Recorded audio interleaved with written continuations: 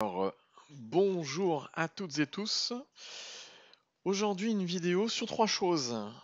Sur le money management, sur le backtest et sur ExtraTrend. Et on va mêler un petit peu tout ça. Euh, dans quel but? Eh bien, tout simplement de montrer l'impact qu'a le money management sur une stratégie, que ce soit impact positif ou négatif, hein, ou même l'impact qu'a l'absence de money management sur une stratégie. Donc sans plus attendre, on va afficher un graphe sur ProRealTime, c'est Nexens. Alors c'est pas du hasard si j'ai choisi Nexens, et c'est pas parce que je l'aime, c'est surtout parce que je la déteste et qu'elle est très difficile à travailler. Du coup, très souvent, je la prends comme base. J'en ai une dizaine d'autres, hein, je la prends comme base de travail pour développer des stratégies, tester des indicateurs, etc. Et donc on a Nexens ici sous les yeux.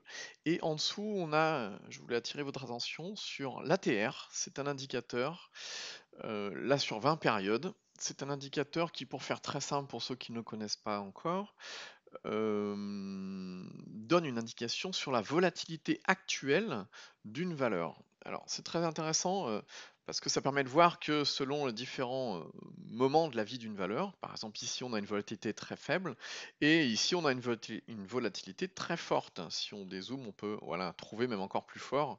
Ici on a une volatilité de dingue euh, par rapport à ce qu'on a ici.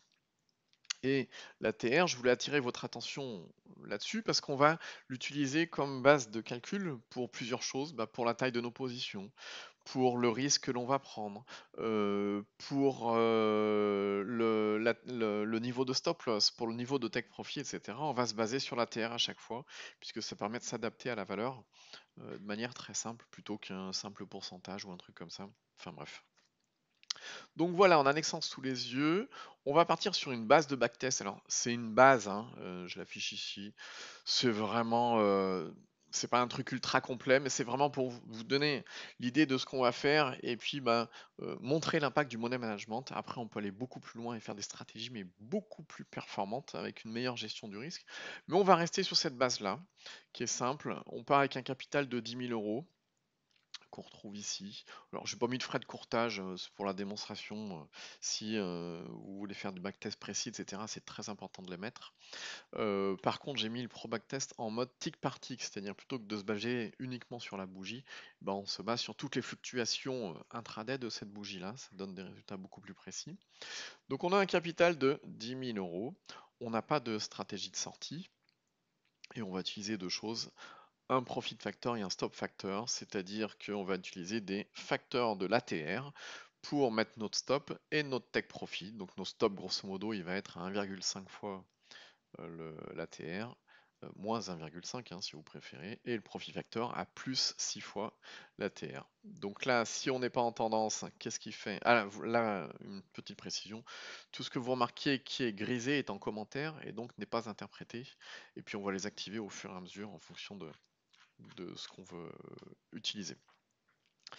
Donc là, dès qu'il voit qu'il n'est pas en position, il calcule la taille de sa position, il va acheter, il met un stop loss et il met un target profit. C'est la stratégie de base. Alors, le calcul de la position, on l'a fait en mode bourrin, ne faites jamais ça, mais c'est vraiment pour montrer à quel point ça peut avoir un impact.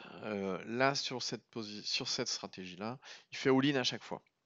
On achète le nombre de parts qu'il faut, donc on calcule le nombre de parts en fonction du cours et on calcule pour que ce soit un entier. Et il achète le nombre de parts souhaitées au marché. Il met son stop loss à donc moins 1,5 fois l'ATR, Average True Range. Il nous met un target profit à plus 6 fois l'ATR. Et voilà, c'est tout bête, tout le reste est désactivé. Et on va mettre ça en place. Et on regarde ce qui se passe. Bon, sans surprise, il fait n'importe quoi. C'est du hasard, hein, puisque dès qu'il n'est pas en position, il rentre en position, et dès que son stop ou son take profit est tapé, il sort de la position et directement derrière, il rentre à nouveau. Donc sans surprise, c'est pas terrible, on peut regarder 2-3 autres valeurs, on va pas passer notre temps là-dessus parce que ça n'a pas un gros intérêt, mais voilà. Il arrive jusqu'à perdre allez, 80% sur Nexens, on avait combien? Combien on perdait? Hop. quasiment 90% du capital, etc. Alors, ce qui est difficile, c'est que quand on a perdu 90% du capital, et bien derrière, il faut faire 900% de performance pour récupérer son capital, pour le retrouver. Quand on perd 50%, il faut faire 100% pour le récupérer. Donc, c'est quelque chose de purement mathématique. Plus on va creuser dans le capital, plus ça va être dur de revenir. D'où notre principale obsession, c'est de protéger le capital et de l'entamer le moins possible. Donc, on va revenir sur Nexens. Et puis, on va changer déjà une petite chose. Plutôt que de faire all-in à chaque fois, on va mettre en place un position sizing, une gestion de la taille de la position, qui est basée sur le risque. Donc, on va partir sur 0,5% du capital. On va faire un petit calcul très simple. Si j'ai 10 000 euros, fois 0,005, parce que c'est 0,5%, ça veut dire que je vais calculer la taille de ma position pour ne risquer que 50 euros sur mon capital. Donc bien évidemment, on va utiliser un fragment du capital pour prendre la taille de position, pour prendre la position. Et puis, ça ne veut pas dire que le reste du capital ne sert pas, ça veut dire que le reste du capital va servir à faire d'autres entrées, sur d'autres valeurs par exemple. Donc on va utiliser cette stratégie-là. Pourquoi j'utilise 0,5%, pardon, c'est que pour obtenir mon capital, une fois que j'ai perdu mon stop loss, je le multiplie par 0,095. Et si je le fais 20 fois d'affilée, j'ai perdu quasiment 10%. Alors pourquoi je calcule 20 fois d'affilée? J'avais déjà fait une vidéo là-dessus, si vous voulez rechercher dans mes archives. Parce que j'avais calculé que en 20 ans, il y a un moment ou un autre, forcément, sur à peu près 3000 trades, il y a forcément un moment où on va se retrouver avec 20 pertes successives, donc d'affilée, qui vont nous entamer le capital. Donc je ne souhaite pas beaucoup l'entamer, donc c'est pour ça que je garde ce risque-là, parce que là je l'entame d'à peu près 10%, et il faut que je fasse à peu près 11% pour récupérer mon capital, ce qui est largement faisable. Donc voilà pourquoi je pars sur ce risque-là. On l'augmentera tout à l'heure, hein, on verra ce que ça fait, l'impact, etc. Et puis, hop, on va mettre en place donc le calcul de la taille de la position en fonction de notre risque initial. On voit Nexens ici, hein. Hop, je fais backtester. Et là, on voit que c'est déjà plus sympa. Alors, on a l'impression que ça baisse à fond, hein, mais là, on est seulement à 8600, c'est-à-dire qu'on a perdu 14% du capital seulement. Donc, il a mieux géré le risque. Quand la volatilité est importante, il va baisser la taille de la position. Et quand la volatilité est plus faible, il va augmenter la taille de la position pour qu'en fait le risque soit toujours un risque identique à chaque prise de position. Tiens, on va fermer l'ATR parce qu'on n'en a plus besoin. Ce que je vais faire, c'est que je vais afficher le rapport détaillé. C'est intéressant ça de le regarder. Le fait qu'on utilise un stop loss 4 fois plus court que notre take profit, c'est ce qui permet d'avoir un risk-reward intéressant et que avec un taux de réussite de seulement 21%, on a un risk-reward de 3,66, on arrive tout juste à être à équilibre. Alors on n'a pas forcément une espérance mathématique de fou. Et on est 93,68% du temps sur le marché, autant dire tout le temps. Et là on voit que en général quand on perd 4 fois moins que quand on gagne. Il y a eu quelques exceptions où il y a dû y avoir des forts gaps, des ouvertures en gap baissier ou des choses comme ça, qui fait que le stop s'est déclenché un peu plus loin. Enfin bref. Et on a, alors vous voyez intéressant, là on a 3000 unités, donc 3000 bougies, mais on n'a pas eu 3000 trades, mais on a eu 208 trades et on voit qu'on a eu 18 pertes consécutives quand même. Donc vous voyez que le money management, il faut le prévoir pour que ces histoires de 20 pertes consécutives d'affilée, alors c'est le chiffre que je prends moi, vous prenez celui que vous voulez, hein, mais pour que ces 20 pertes consécutives n'entament pas notre capital et qu'on puisse ne jamais être en banqueroute. Donc voilà là-dessus. Vous voyez qu'on est déjà vachement mieux en calculant une taille de position. On peut repartir, qu'est-ce que c'est qu'on a regardé tout à l'heure? Tiens, DBG, pour voir ce que ça donne. On voit que c'est mieux déjà, on arrive même à être en positif sur DBG, alors que tout à l'heure on était sacrément en négatif. Et si on va, c'était quoi l'autre? C'était LDLC qu'on avait regardé. Hop, si je vais sur LDLC, c'est déjà un peu mieux. Grand maximum, on a perdu 25% du capital, un truc comme ça, légèrement plus. Mais bon, c'est déjà pas mal. Le fait de gérer la taille de sa position en fonction de la volatilité actuelle de la valeur, et bien du coup, ça permet de limiter les risques quand il y a des risques qui sont importants, ça permet de limiter les pertes consécutives, elles composent moins, donc ça attaque moins le capital, etc., etc., etc. Donc, euh, là, on a vu une chose, on a vu la taille du position sizing, avec le calcul en fonction de la volatilité, etc. Mais justement, ce que je vous disais tout à l'heure, c'est que si on prend trop de risques par rapport à la taille de notre capital, bah, on va changer les risques ici, hein, euh, eh bien, ça a un impact sur les résultats. Là, vous voyez que on est quasiment à l'équilibre à l'issue de tout ça, et on a eu un drawdown de allez, 15%, un truc comme ça. Je vous fais à la louche, hein. Vous m'en voudrez pas, on va faire beaucoup de choses à la louche parce que je veux aller vite, parce que sinon on va avoir pour 3 heures. Je backteste ici, et je vois qu'avec 10% de risque, eh ben, on est en banqueroute, hein, il nous reste 143 euros. Donc on voit que le risque, en général, il a une importance capitale, et en général, ce qu'on trouve dans les différents écrits, etc., on nous conseille un risque entre 1 et 3%. Moi j'aime bien 0,5, mais bon, on peut se mettre par exemple à 3%.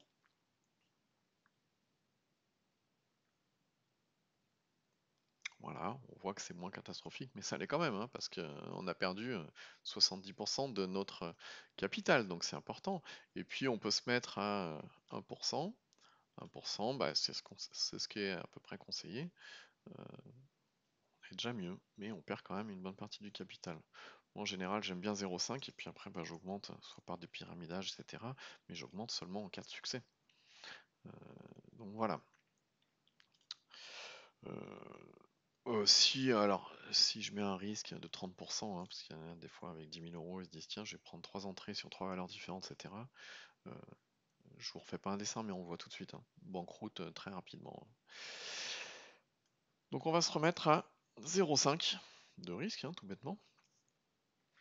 Et puis, bah, on revient sur notre backtest classique, hein, où on arrive à peu près à se maintenir à l'équilibre et avec un drawdown de moins 15%, un truc comme ça. Donc là, on a un système avec une gestion du risque en fonction de la volatilité, etc.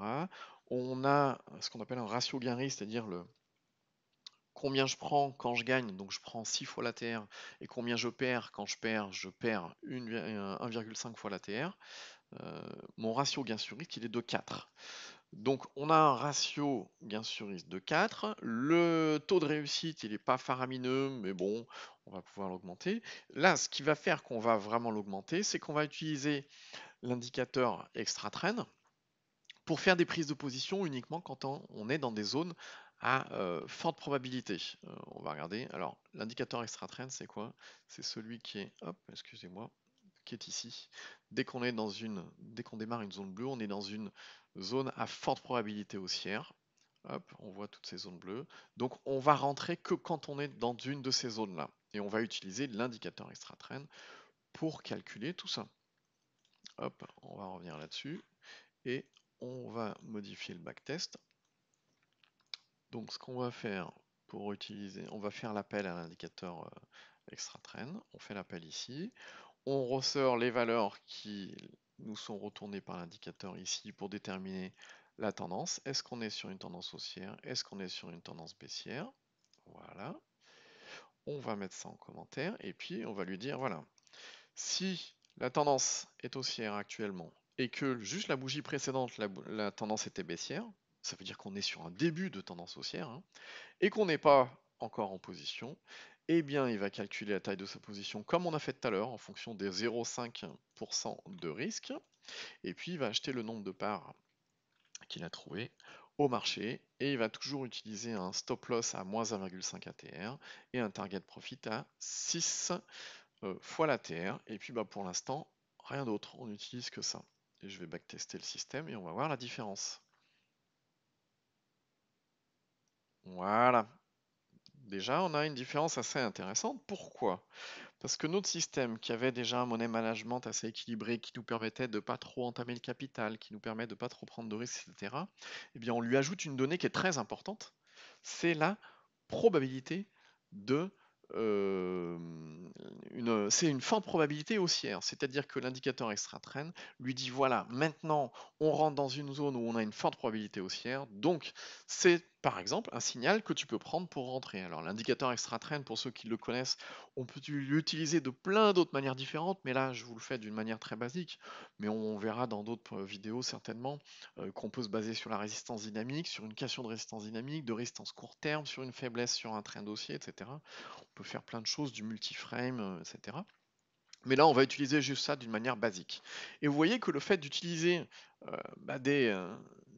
des fortes probabilités haussières, ça change la donne. On va faire un tour sur différentes valeurs. Qu'est-ce qu'on avait vu tout à l'heure? On avait vu, tiens, DBG. On commence à être pas mal sur DBG. On avait vu LDLC, puis on va regarder d'autres valeurs aussi, hein. LDLC, voilà, on commence à être à peu près stable. On a Barco. Alors, les valeurs que je fais défiler, pourquoi je les ai choisies? Simplement parce qu'il y a un peu de tout. Il y a des big, il y a des small. Il y a des. DBG, on a déjà vu. Tiens, on peut regarder Beckert. Il y a des big, il y a des small, il y a des liquides, des illiquides, il y a des tendances haussières, il y a des tendances baissières, il y a des valeurs qui ne savent pas trop où elles vont. Tiens, Beckert, hein, on voit, c'est stable hein, sur des années, des années, des années. Enfin, elle fluctue, mais toujours dans le même range. Qu'est-ce qu'on peut mettre? Tiens, écombé, etc. Donc là, forte probabilité haussière, plus un money management relativement correct. On voit qu'on est pas mal quand même. Tiens, même Nano qui est baissière quasiment tout le long, il s'en sort à peu près. Nexens, on a vu, c'était la valeur sur laquelle on était. Tiens, on va regarder Ubi. Ubisoft, voilà, il s'en sort. Donc là, on a, je le rappelle, on utilise l'indicateur extra trend pour avoir une forte probabilité haussière. On a un manage management basé sur la volatilité et on a un ratio gain sur risque de 4, c'est-à-dire que quand on gagne 4 fois plus que ce qu'on perd tout bêtement. Hein. Tiens, tout à l'heure, on est passé sur quoi? Sur Beckert. On peut se mettre sur Beckert aussi. Donc voilà, Beckert, on a quelque chose d'à peu près profitable sans que ce soit faramineux, etc. Alors, attention, hein, là on a un risque ridicule. Si je me mets sur 30%, il y a de grandes probabilités que ça tienne pas le choc. Hein, si on utilise 30% du capital. Le vrai problème, c'est que dès qu'on commence à attaquer le capital, derrière, c'est très très dur de revenir. Alors on fait des perfs de fou, et puis un jour, on n'a plus rien. Donc attention, hein, ça c'est quelque chose de très important. Utilisez le risque que vous souhaitez, mais en tout cas, sachez jusqu'à quel point vous voulez grignoter au maximum votre capital. Et puis, à partir de quel seuil vous voulez plus, à partir de quelle limite vous voulez pas dépasser, pardon. Hein. Donc voilà, là on a le BKR. Ce qu'on peut faire, BKR, parce que là on fait de l'entrée-sortie. On a toujours un ratio gain sur risque de 6, on a notre tech profit, et quelle que soit la tendance, même si ça continue derrière, on prend nos profits et on attend le prochain signal d'entrée qui peut arriver beaucoup plus tard, alors qu'on ne profite pas de la tendance qui continue. Donc ce qu'on peut faire, tout bêtement, c'est utiliser une stratégie de sortie basée sur un trailing stop, c'est-à-dire un stop suiveur. Ah, il y a une chose qui est importante avant. Hop, je vais afficher le rapport détaillé. Et puis on a un tableau de bord ici, on a seulement 25% de trades gagnants et on a un ratio gain sur risque de 3,74. On voit qu'ici c'est respecté, hein. Les pertes en général sont 4 fois moindres que les gains. On a un nombre maximum de pertes consécutives 14, donc ça devrait attaquer notre capital normalement de manière assez importante. Et pourtant on est toujours positif quoi qu'il arrive. Alors, pas de beaucoup, hein, mais on reste toujours positif. Le but pour l'instant de ce backtest, c'est de préserver le capital et d'être passe-partout et de s'en sortir quasiment sur toutes les valeurs. Donc voilà, ce que je voulais faire avant cette petite aparté, c'était on va mettre en place un trailing stop, un stop suiveur. Donc un stop suiveur, c'est quoi? Plus les cours montent, plus notre stop monte avec. Et puis il y a un moment où les cours vont baisser, et puis ça va taper notre stop, et là on va sortir. Ça va nous permettre de suivre la tendance un certain temps. Donc derrière, on va activer hop, notre... tiens, il est où? Il est là. Hop. petit script qui fait du stop sweeper. Alors je me base sur ce qu'on appelle un ratchet. Vous regarderez sur internet pour ceux qui ne savent pas ce que c'est. Un ratchet, c'est qu'à chaque fois on fait un plus haut, on remonte le stop et ainsi de suite. Ça le calcule automatiquement, etc.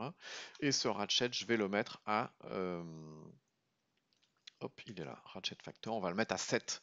7 fois la T1, c'est-à-dire qu'on est... Notre stop suiveur, il se met 7 fois en dessous du dernier plus haut et puis ça monte au fur et à mesure, etc. Ça permet de laisser les cours fluctuer et puis d'accompagner la tendance. Et puis le jour où la tendance s'est cassée, ça permet de prendre nos profits. Donc là, est-ce que j'ai bien tout activé? A priori, on est bon. On va l'activer. Je me remets là. Hein. Donc là, on voit sans le ratchet, donc juste avec un take profit. Et là, on va activer le ratchet et on va regarder ce qui se passe. C'est déjà plus sympa. Alors, plus sympa, pourquoi? Parce que, tiens, on va zoomer sur des parties comme ça. Tiens, on va zoomer là-dessus. Ça nous permettra de voir. Parce que là, par exemple, il fait son entrée. Pourquoi? Sur l'indicateur Trend France, on arrive dans une zone bleue. C'est une nouvelle zone bleue.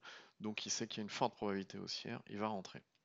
Et puis derrière, il y a le ratchet qui monte au fur et à mesure que les cours montent. Ça les maintient. Puis il y a un moment où les cours descendent suffisamment pour aller taper le ratchet. Et là, il sort de la position. Donc là, il a bien suivi la tendance pendant tout le long. Derrière, là, il nous fait une entrée. Je le montre parce que c'est intéressant de voir son comportement. Il nous fait une entrée, puis derrière, c'est le stop qui est tapé. Il nous fait une entrée, le stop est tapé. Il nous fait une entrée, le stop est tapé. Il nous fait une entrée, le stop est tapé. Mais comme à chaque fois, il y a un money management et qu'on risque très peu de notre capital, du coup, il s'en sort finalement très très bien. Hein. Donc là, qu'est-ce qu'on a fait? On a simplement activé un stop suiveur, un ratchet. Après, il existe plein de stratégies hein, différentes pour avoir des stop suiveurs, etc., des calculs différents, etc. Il y en a qui utilisent des super trends, etc. Alors moi, j'aime moins le super trend que le ratchet, hein, parce que c'est tellement efficace que... Enfin, ça correspond en tout cas à ma stratégie, hein, que c'est pas mal. Et puis on voit à chaque fois, j'ai oublié de vous le préciser tout à l'heure, que les tailles de position sont en fonction de la volatilité. Quand il y a des grosses volatilités, il va prendre des positions plus petites. Quand la volatilité est plus faible, il va prendre des positions plus grosses. Tout ça pour maintenir un risque qui est sans cesse stable, qui est toujours le même, etc.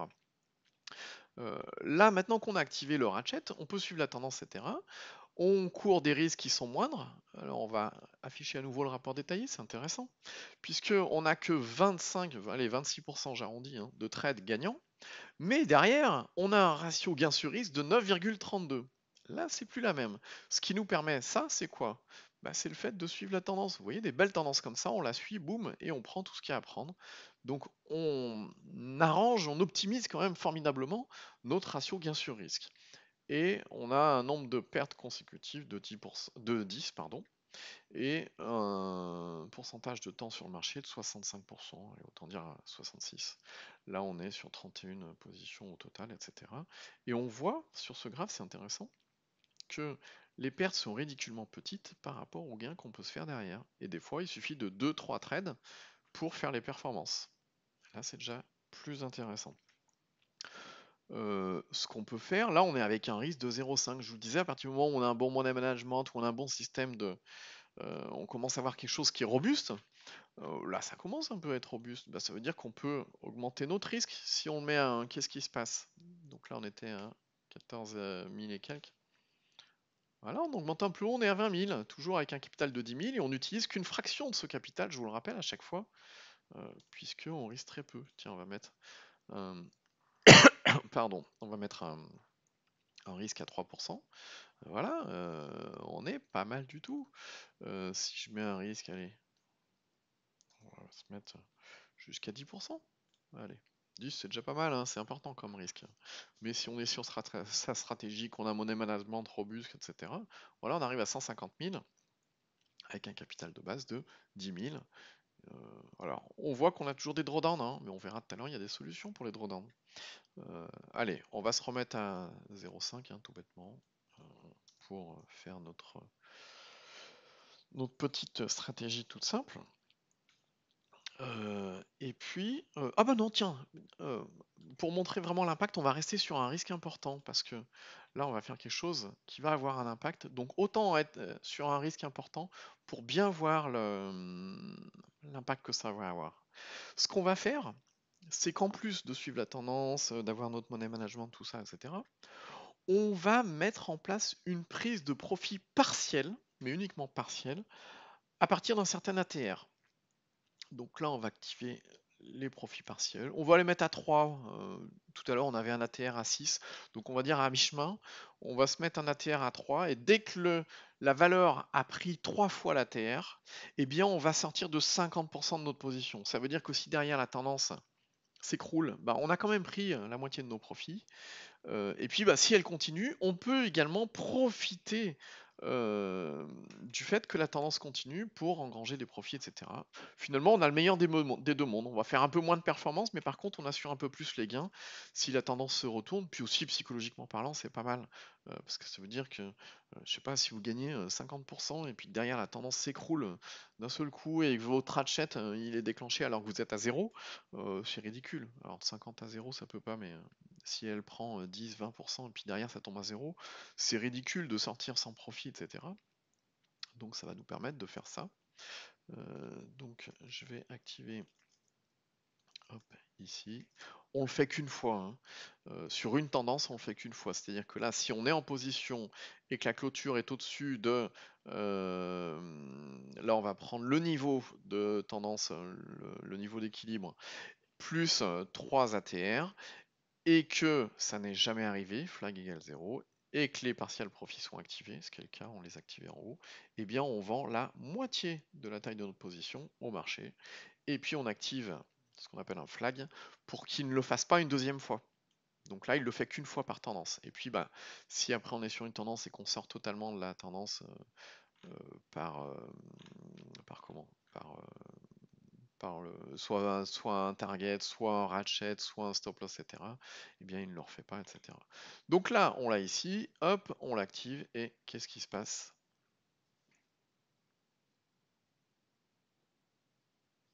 Là, c'est déjà plus intéressant. Vous voyez que notre courbe, il l'a lissé. Donc derrière, on a une performance, on a fait 200 000 euros avec nos 10 000 euros de départ.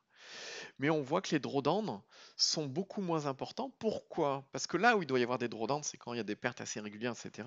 Et quand il y a des pertes assez régulières, à partir du moment où on prend une entrée, que ça monte un petit peu et que derrière il y a un échec, et bien là on prend quand même des profits, puisqu'à à l'équilibre de la tendance plus 3 ATR, on prend la moitié de nos profits. Et donc du coup là on a lissé vraiment notre performance et du coup ça rend le truc vraiment intéressant. D'ailleurs, on peut voir si on fait le rapport détaillé, on peut voir l'intérêt, le risk-reward, lui, il a baissé, on est à 2,56, mais le pourcentage de trades gagnants, lui, il a augmenté, on est à 41%. Pourquoi il a augmenté? Parce que quand on prend un take profit partiel, on augmente le nombre de trades gagnants. Et le nombre de maximum de pertes consécutives, il est que de 8, là où on était à, je sais plus, 10, 12 ou 18 tout à l'heure, je sais plus. Enfin bref, on l'a réduit. Et puis d'ailleurs, on voit ici, on a un petit peu tout parce que on a sur nos tech profit partiels, ça nous permet de faire de la performance. Donc voilà là-dessus. Alors on va repartir sur, allez, sur un risque. Là on est sur un risque de 10, c'est quand même beaucoup, mais on va repartir sur un risque de 3. Et puis bah, surtout, on va regarder si cette stratégie, elle peut s'adapter à plusieurs valeurs en même temps, si elle s'en sort bien finalement de partout, hein. Là on est revenu à un risque de 3, et puis on va appliquer cette même stratégie. Alors, ce qui est intéressant sur Pro Real Time, c'est qu'on peut l'appliquer sur plusieurs valeurs. Alors, pas des centaines, pas par 200, il faut faire par lot de 10. Moi, c'est ce que je fais. On est limité à 10, donc je fais par exemple 20 lots de 10 et ça me permet de faire mon backtest sur 200 valeurs et voir ce que ça donne. Donc là, on a quoi? On a Bekaert. Qu'est-ce qu'on va ajouter? On va ajouter Arcadis. Hop, voilà. Qu'est-ce qu'on a fait tout à l'heure? Barco. Hop, on rajoute Barco. On rajoute Ubi. Est-ce qu'on l'a vu tout à l'heure? Je me souviens plus. Nexence. Hop. Je rajoute Beckert. On a. Qu'est-ce qu'on a? DBG, on n'a pas mis. Hop. Allez, on va mettre DBG. Ecombé. Enfin, Econocom, pardon. On avait regardé tout à l'heure. Tiens, Hermès, une grosse. Une grosse qui fait du trade en plus, hein. Qu'est-ce qu'on peut mettre? LDLC. Là, on en est à combien? On en est à 9. Qu'est-ce qu'on va pouvoir ajouter? Barco, on a mis. Nexence, on a mis ou pas? Oui, Nexence, on a. On va en mettre une dernière. Qu'est-ce qu'on peut mettre? Barco, j'ai mis ou pas? Oui, Barco, j'ai mis. On va mettre un crédit. Oh, pas aller. Hop, on va laisser là-dessus. J'en ai pas d'autres en tête. Voilà, on backtest là-dessus. Sur une offre qu'il y a là. Et voilà, il nous sort les performances pour chacune. Alors, la stratégie n'a pas les mêmes performances pour chaque valeur, hein, parce qu'elles ont toutes des comportements différents, une volatilité différente, etc. Mais là, du coup, on voit vraiment que euh, notre backtest, finalement, il s'en sort pas mal et sur toutes les valeurs. Alors, c'est un backtest euh, de base, hein, tout bête. On peut aller beaucoup plus loin dans le money management pour avoir beaucoup plus de performance sur les tech profit partiels, sur les pyramidages aussi, sur le fait de prendre des demi-positions en starter, puis après, si le trend y prend, on en met une autre demi par-dessus, etc. Enfin bref, on peut faire énormément de stratégies qui nous permettent d'être très très très performants. Euh, on peut utiliser d'autres choses comme effectivement sur l'indicateur extra trend, les résistances dynamiques, etc. Tiens, je vais vous les afficher là par exemple. Hop. On va configurer, on va prendre notre extra trend qui est là. Et puis tiens, on peut activer ça. Vous voyez, extra trend, on a ici les résistances dynamiques qui nous donnent des points d'entrée un peu plus précis, etc. Et puis où derrière ça pulse. Donc ça peut être pas mal. D'ailleurs, pour ceux qui ne connaissent pas l'indicateur, vous allez sur indicators.net. Et puis vous arrivez sur ce site-là qui vous présente l'indicateur, qui vous explique à quoi il sert, effectivement, les témoignages, les avis des professionnels et des amateurs hein, sur l'indicateur extra trend, les différentes fonctionnalités. Alors je vous ai parlé par exemple de la résistance dynamique, c'est la ligne avec les petits points rouges là, qui donne des seuils d'entrée assez intéressants, où derrière en général ça pulse. Les calculs des résistances dynamiques qu'on voit ici en bleu. Le mode trade following, le mode swing trading, etc. Enfin bref, on peut faire plein de choses et avec, du coup, on peut établir plein de stratégies qui sont relativement intéressantes et qui peuvent apporter des performances de dingue. Donc voilà, ça c'est une vidéo que je souhaitais faire parce qu'elle est euh, très importante à mon sens, parce qu'il y a très peu de personnes euh, aujourd'hui que je vois parler de money management, de ces différentes choses, etc. Et à mon sens, ça manquait. Et puis surtout, on nous montre pas l'impact du money management, du risque qu'on prend, de la volatilité, des stratégies d'entrée et de sortie. On nous montre jamais l'impact que ça peut avoir, alors que ça a un impact énorme. Hein. Vous l'avez vu tout à l'heure quand on fait défiler les valeurs, etc. Tiens, Nano, qui est une valeur qui est formidablement baissière tout le temps et qui est chaotique, qui part dans tous les sens. Là, on arrive à préserver le capital, à reprendre des trends quand il y a des trends, etc. Euh, voilà. L'objectif, c'était ça. J'espère que vous retiendrez ces différentes choses. On fera d'autres vidéos sur d'autres stratégies, si vous voulez, qui utilisent l'indicateur extra trend pour aller beaucoup plus loin, faire de la performance, pour, je sais pas, avoir des drawdowns beaucoup plus lisses, beaucoup moins importants, etc. Optimiser les drawdowns. Hein. Euh, euh, on peut faire des choses très importantes. Euh, sur ce, je vous souhaite à toutes et tous de bons trades. Et si vous avez des commentaires, mettez-les en dessous de cette vidéo, ça me fait toujours plaisir. Si vous avez des questions, je répondrai à votre question, etc. Euh, donc n'hésitez pas, mettez des likes, parlez-en autour de vous. Extra Trend, vous êtes des centaines à l'utiliser, donc c'est bien, on va continuer comme ça. Et puis bah, je vais faire régulièrement des mises à jour sur cet indicateur bah, pour qu'il puisse être encore plus performant au fur et à mesure du temps. Il est déjà vraiment pas mal, mais on peut faire en sorte qu'il soit encore plus performant, donc c'est ce que je vais faire. Allez, bon trade à toutes et tous, à bientôt, au revoir.